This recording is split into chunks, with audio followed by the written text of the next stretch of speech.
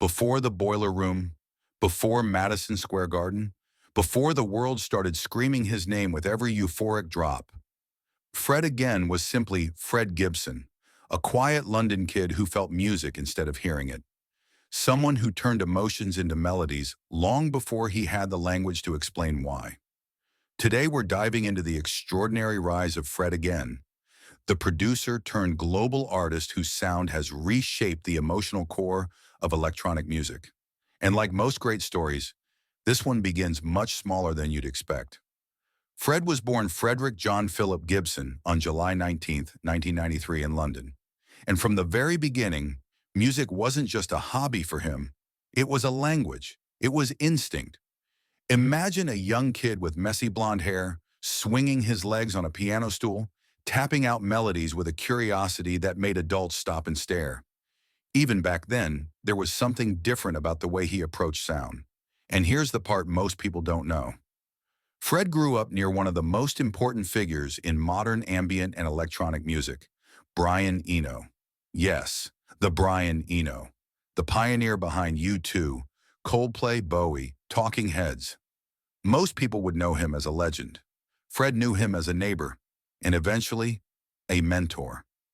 Imagine being a teenager, walking into Brian Eno's studio for the first time, seeing wires everywhere, synths glowing, knobs and pads and strange experimental instruments, and realizing music isn't just something you listen to, it's a world you can build. Eno didn't just teach Fred how to produce. He taught him how to observe life, how to notice the little things, how to use emotion as an instrument. It was the foundation for everything Fred would become. Before the world knew him as an artist, the music industry already knew him as a genius behind the scenes. Fred was producing for some of the biggest artists in the UK long before he ever touched a festival stage. Ed Sheeran, Stormzy, George Ezra, London Grammar, even BTS. Track after track, hit after hit, Fred's fingerprints were everywhere, even if his face wasn't. Producers rarely get the spotlight, but Fred's talent made that impossible to ignore. In 2020, he won Producer of the Year at the Brit Awards. Industry legends were calling him a prodigy. But here's what made him different. Fred didn't want to be the guy in the back forever.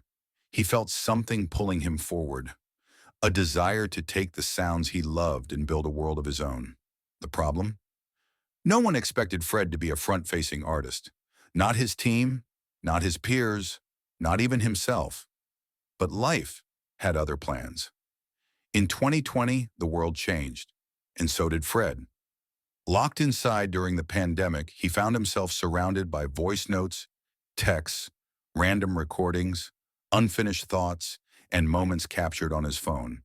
Instead of letting them sit there, he turned them into music. This was the birth of Actual Life. Actual Life wasn't just an album. It was a diary, a collage of real human moments.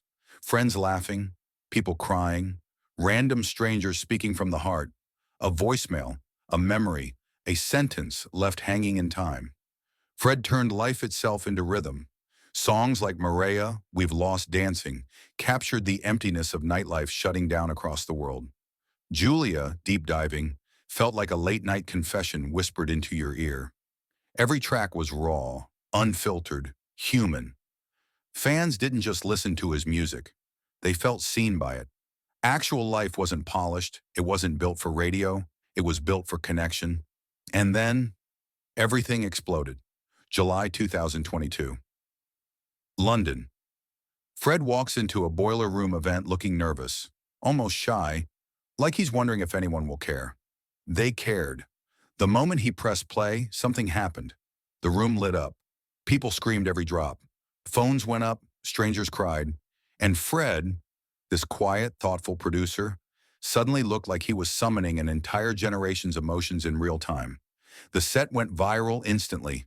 Millions of views, millions of shares, clips everywhere.